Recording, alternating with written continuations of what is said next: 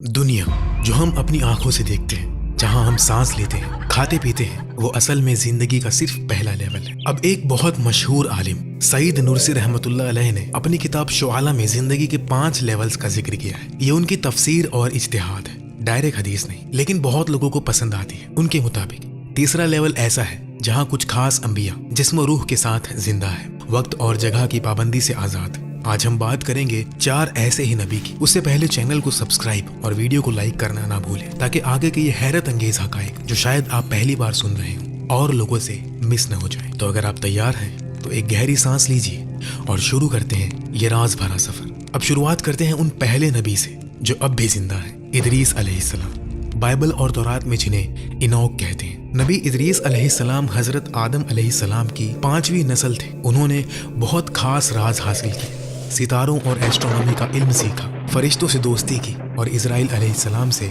खास दोस्ती की। बाद में उन्होंने एक दिल लपेटने वाला सफर किया नामालूम आलमों का। उससे पहले ही वो नबी के तौर पर मशहूर हो चुके थे, जिन्होंने कलम उठाया, लिखना शुरू किया, मैथमेटिक्स और एस्ट्रोनॉमी जैसी उलूम सिखाई और इंसानी तारीख में पहली बार कपड़े सिलकर पहने। रिवायतों के मुताबिक इदरीस अलैहिस्सलाम, जिनका नाम कुरान में 2 मरतबा आया, वो बेबीलोन के इलाके में पैदा हुए। नबूवत से पहले ही इबादत में मशगूल रहने लगे। अल-तबरी के मुताबिक जब अल्लाह ने उन्हें नबूवत अता की तो आदम अलैहिस्सलाम की उम्र 622 साल थी।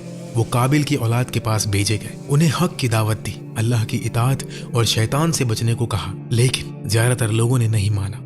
रिवायत है कि उनके साथ तकरीबन 1000 मोमिन हुए। उन्हें अपने ज़माने की सारी ज़ुबानें आती थी और लोगों को उनकी अपनी ज़बान में तालीम देते थे। नूह अलैहिस्सलाम से तकरीबन 1000 साल पहले भेजे गए। अल्लाह ने उन पर 30 सुहुफ नाजिल किए। इदरीस अलैहिस्सलाम अपना ज़्यादातर वक्त अल्लाह के जिक्र में गुजारते थे। फरिश्ते उनसे बहुत मोहब्बत करते थे और अक्सर मिलने आया करते थे। एक बहुत मशहूर रिवायत है जो किससुल अंबिया की किताबों में मिलती है, लेकिन इसकी सनद सही नहीं है, बल्कि ज्यादातर इसराइलियत और कदीम किस्सों से आई है। इसको आप एक दिलचस्प और सबक आमूज कहानी की तरह सुनिए, फैक्ट की तरह नहीं। रिवायत के मुताबिक एक दिन उन्होंने सूरज के फरिश्ते से कहा, मैं इजराइल अलैहिस्सलाम से मिलना चाहता हूँ, क्या तुम उन्हें मेरा पैगाम दे सकते हो? सूरज के फरिश्ते ने कहा, ठीक है, मैं मिलूंगा और पैगाम दे दूंगा। फिर वो इजराइल अलैहिस्सलाम के पास गए और पैगाम दिया।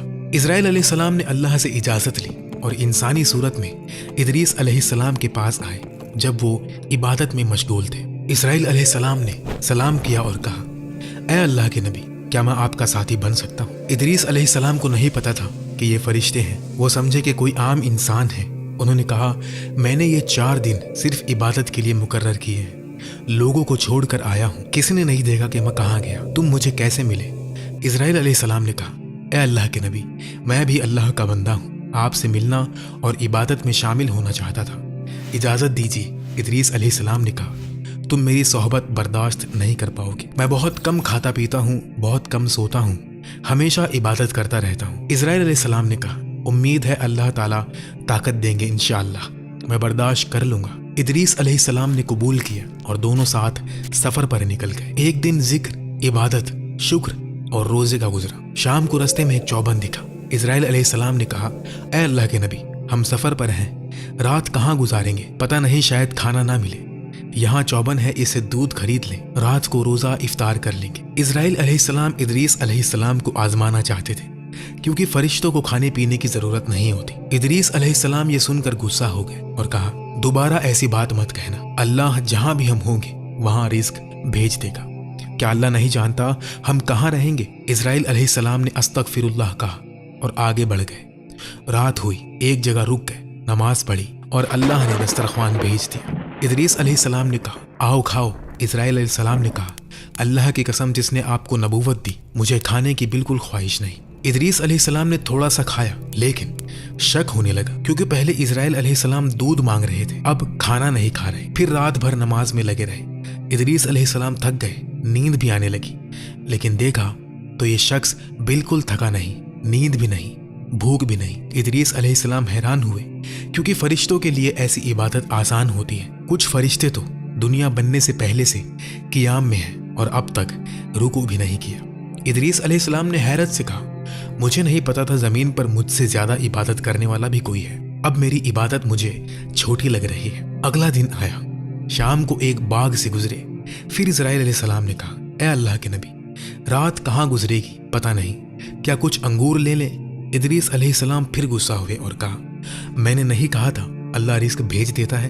اسرائیل علیہ السلام نے پھر استغفر اللہ کہا۔ رات کو پھر دسترخوان آیا، ادریس علیہ السلام نے کھایا اور اسرائیل علیہ السلام نے نہیں کھایا۔ پھر رات بھر نماز ادا کی۔ ادریس علیہ السلام تھک گئے لیکن اس شخص پر کوئی اثر نہیں۔ پھر ادریس علیہ السلام نے کہا اللہ کی قسم جس کے قبضے میں میری روح ہے، سچ بتاؤ کہ تم انسان نہیں ہو۔ اسرائیل علیہ السلام نے کہا ہو سکتا ہے کہ میں آدم کی اولاد سے نہ ہوں۔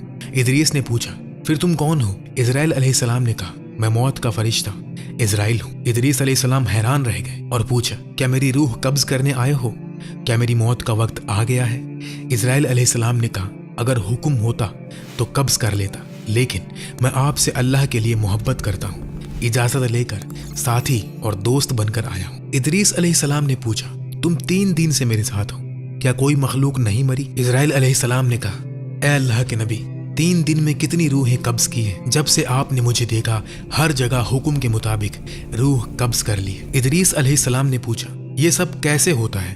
اسرائیل علیہ السلام نے کہا ساری دنیا میرے سامنے ایک دسترخوان کی طرح ہے، جیسے انسان ہاتھ بڑھا کر کھانا اٹھاتا ہے میں روح اٹھا لیتا ہوں۔ ادریس علیہ السلام نے کہا میری ایک خواہش ہے، مجھے موت کا مزہ چکھاؤ۔ اسرائیل علیہ السلام نے پوچھا موت کے درد سے کیا حاصل ہوگا؟ ادریس علیہ السلام نے کہا اگر موت چکھوں گا تو واپس آ کر کبھی نہ سوؤں گا، ہمیشہ اللہ کی عبادت کروں گا۔ اسرائیل علیہ السلام نے اللہ سے اجازت لی اور ادریس علیہ السلام کو موت کا مزہ چکھایا، پھر اللہ کے حکم سے واپس زندہ کر دیا گیا۔ جب آنکھ کھلی اسرائیل علیہ السلام نے پوچھا موت کا درد کیسا لگا؟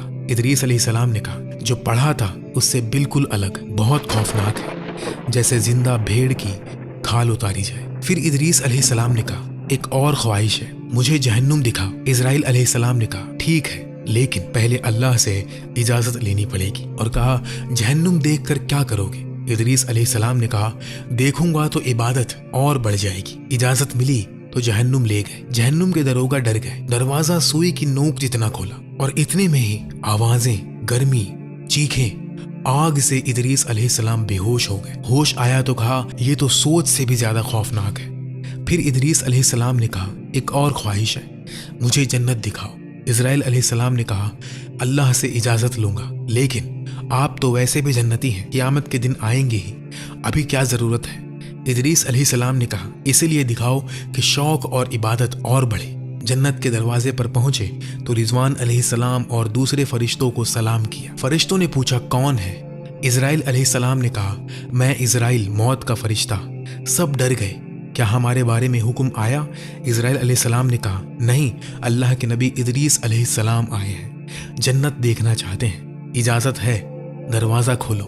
دروازہ کھلا، ادریس علیہ السلام نے جنت کی ٹھنڈک، خوشبو، نہریں دیکھی اور ان کا دل لگ گیا۔ کہا چلو اندر جا کر تھوڑا پھل کھا لے، پانی پی لے، شوق اور بڑھے گا، عبادت اور زیادہ ہوگی۔ اندر گئے، پھل کھایا، پانی پیا۔ اسرائیل علیہ السلام نے کہا اب چلو وقت ہو چکا ہے واپس جانے کا۔ ادریس علیہ السلام نے ایک درخت کی ساخ پکڑ لی اور کہا کہ میں نہیں جاؤں گا۔ اسرائیل علیہ السلام حیران ہوئے، اللہ سے کہا یا رب میں کیا کروں، یہ نہیں جا رہے۔ اللہ نے فرمایا تم دونوں کے درمیان ایک فرشتے کو جج بناؤ، دونوں اپنی دلائل دو۔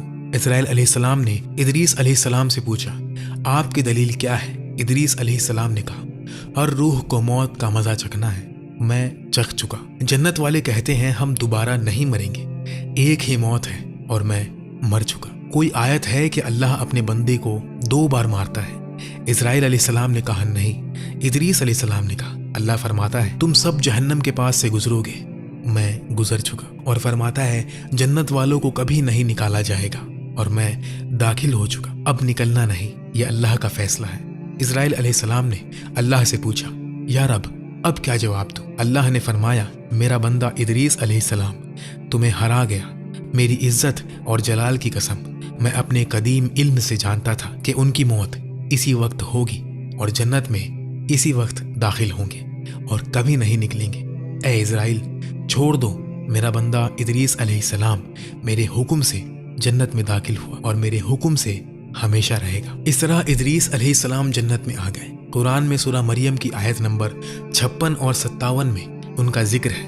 और इदरीस अलैहिस्सलाम को याद करो, वो सिद्दीक और नबी थे, हमने उन्हें बुलंद मकाम अता किया। बुलंद मकाम की तफसीर में बहुत से उलमा कहते हैं कि उनका जिस्म और रूह दोनों उठाया गया और वो अब भी जिंदा है। सही हदीस में है कि मिराज की रात रसूलुल्लाह सल्लल्लाहु अलैहि वसल्लम ने चौथी आसमान पर इदरीस अलैहिस्सलाम से मुलाकात की। इमाम कुर्तुबी, तबरी और सईद नुरसी भी कहते हैं कि इदरीस और ईसा अलैहिस्सलाम तीसरे लेवल की जिंदगी जी रहे हैं, जिस्मानी तौर पर जिंदा है, वक्त और मकाम से आज़ाद। बरज़ख जैसी जिंदगी कभी कभी लोगों को वो नजर भी आ सकते हैं। तो ये थे वो पहले नबी हजरत इदरीस अलैहिस्सलाम, जो आज भी कहीं ऊपर, सितारों के भी ऊपर, वक्त के भी ऊपर जिंदा है। तो अब सोचो अगले पार्ट में कौन से नबी आएंगे? वो शख्स जिनका नाम सुनते ही जमीन हरी हो जाती थी, या वो जो आसमान से दोबारा उतरकर दज्जाल का काम तमाम करेंगे, या वो तीसरे जिनका जिक्र भी अजीब है और राज भी बहुत गहरा। दूसरा पार्ट तैयार है। अगर आप ये राज भरे सफर साथ करना चाहते हैं तो अभी चैनल को सब्सक्राइब कर लें और बेल आइकन जरूर दबा लें ताकि नोटिफिकेशन सबसे पहले आप तक पहुंचे। अल्लाह हाफिज।